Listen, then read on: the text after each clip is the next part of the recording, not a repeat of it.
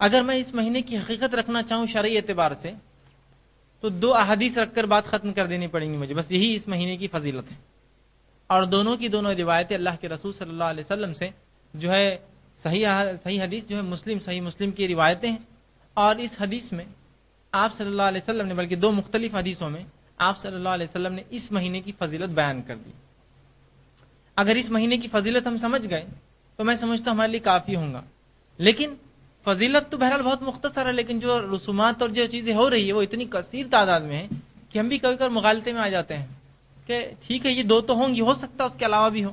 ٹھیک، تو اس مہینے کی جو 2 فضیلتیں آتی ہیں بہرحال آپ کے سامنے سب سے پہلے رکھ دیتا ہوں تاکہ حقیقت واضح ہو جائے، پھر اور رسومات جو ہوتے ہیں ان کا رد انشاءاللہ آپ کے سامنے رکھنے کی کوشش کروں۔ سب سے پہلی چیز تو یہ جو ہے اس مہینے کی حقیقت جو ہے، اس مہینے کی جو حقیقت ہے اس میں اللہ کے رسول صلی اللہ علیہ وسلم جو سب سے پہلی روایت ثابت ہے، مسلم کی حدیث ہے، آپ صلی اللہ علیہ وسلم فرماتے ہیں کہ رمضان کے روزے کے بعد سب سے افضل روزہ محرم کا ہے۔ آپ صلی اللہ علیہ وسلم بڑی مختصر روایت ہے، آپ نے فرمایا کہ رمضان کے روزے کے بعد سب سے افضل نفل روزہ وہ محرم کا ہے۔ یہ تھی اس مہینے کی پہلی فضیلت۔ دوسرا، آپ صلی اللہ علیہ وسلم نے اس مہینے کے اندر جو ہے ہمیں جو ہے روزے رکھنے کا حکم دیا، بالخصوص 10 تاریخ کا روزہ۔ آپ صلی اللہ علیہ وسلم جب مکے سے مدینہ آئے تو آپ نے دیکھا کہ یہودی روزہ رکھتے ہیں، آپ نے تحقیقات کی کیوں یہ رکھتے ہیں، پتہ چلا کہ ان کا یہ عقیدہ تھا کہ آج کے روز اللہ رب العزت نے موسیٰ علیہ السلام کو فرعون سے نجات دی اور بنی اسرائیل کو فرعونیوں سے نجات دی، اور آپ نکل کر جو ہے سینا میں پہنچ گئے۔ تو وہ لوگ اس کو عید کا دن مناتے تھے، آزادی کا دن مناتے تھے کہ وہ فرعون سے اور کفر سے آزاد ہوئے۔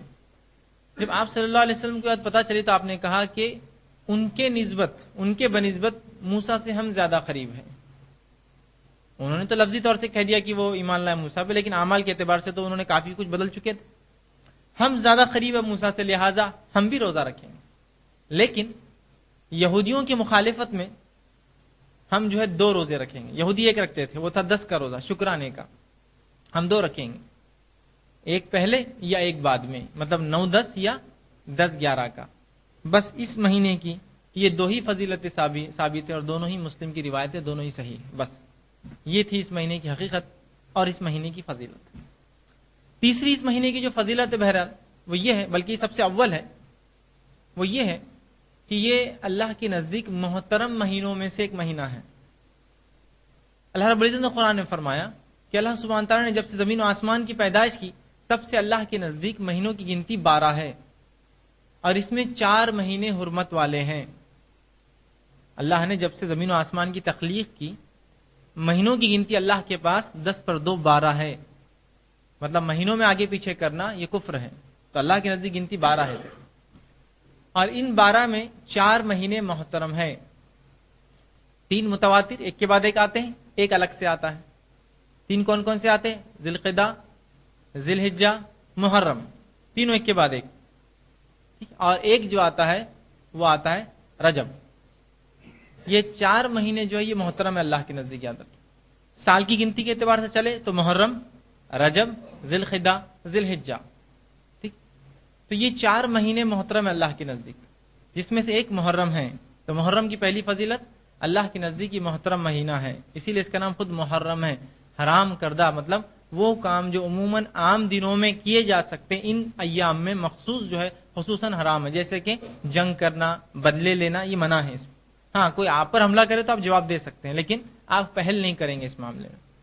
ڈیفنس میں لڑ سکتے، آپ جو ہے جواب نہیں دیں گے، یا آپ جو ہے شروعات نہیں کریں گے اس چیز کی، نیکیوں میں اضافہ کریں گے، معصیت اور گناہوں سے بچنے کی کوشش کریں گے، ٹھیک۔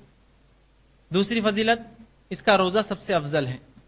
تیسری فضیلت، اس میں 9-10 یا 10-11 کا روزہ رکھنا ہے، جس کے تعلق سے آپ صلی اللہ علیہ وسلم فرماتے ہیں اس کی فضیلت ان 2 روزوں کی 1 سال کے گناہوں کا کفارہ ہے۔ عرفے کا 1 روزہ 2 سال کے گناہوں کا کفارہ ہے۔ محرم کے 2 روزے بالخصوص 9-10 یا 10-11 کا یہ 1 سال کے گناہوں کا کفارہ ہے۔ بہرحال یہ تھی محرم کی فضیلت، بس اتنی ہی فضیلت اس مہینے کے تعلق سے بتائی جا سکتی ہے۔